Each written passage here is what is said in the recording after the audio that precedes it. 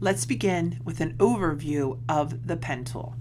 So we come to our tools panel and we can see that we have the pen tool right here. Now as we look at our pen tool, we can see that it is a tear off. So we're going to focus in on the pen, which will be the first one.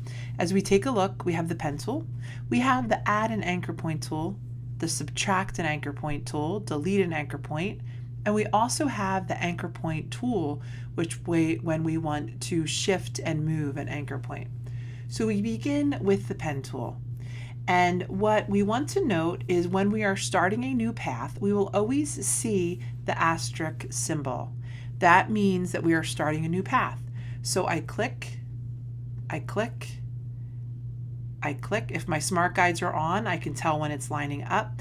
And when I come on over and I'm closing the shape, when I'm closing a shape, I will see this circle and I will click.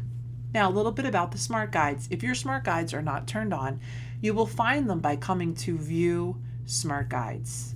Let's take a look at another one. I'm starting this first video and we're looking at creating shapes that have angles to them. So we begin with another pen tool project. We click, we click, we click, we click, we click. We come on in, we close the shape. We know we're closing it with the circle. We add a color fill. We can do that as well. We can come on in and turn off the fill and move it around. Now, as we take a look at this shape, we can come and we can see the delete anchor point tool. So this is for if we wanted to come in and delete an anchor point. We also see the add anchor point tool, and we can click this and we can hover and intersect and add an anchor point. If we wanted to shift and move this, we could grab our white arrow, click onto this anchor point, and move it on out and change up the shape. Now, as we continue to move and create shapes, we start and we move and we move and we start to create a shape. Now I have the fill turned on, and sometimes when I have the fill turned on, it really starts blocking the shape. I actually like to work with the pen tool with the stroke turned on.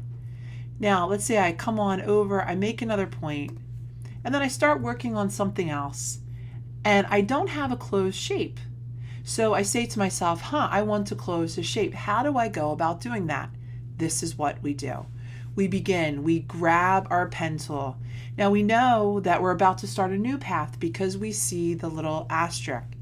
If I come on down and I hover by my last anchor point and my smart guides are turned on, I see the backslash mark. This is the marker that you're reactivating a path.